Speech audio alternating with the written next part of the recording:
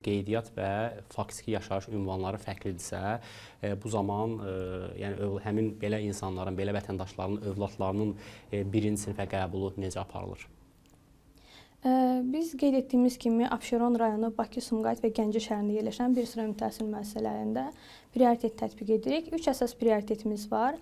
Məktəbin müəyyən edilmiş mikroərazisində valideynin yaşaması, uşağın bacı və qardaşının həmin ümumi təhsil müəssisəsində, yəni sorğu verilən ümumi təhsil müəssisəsində təhsil alması, valideynlərdən birinin həmin ümumi təhsil müəssisəsində işləməsi ilə bağlıdır.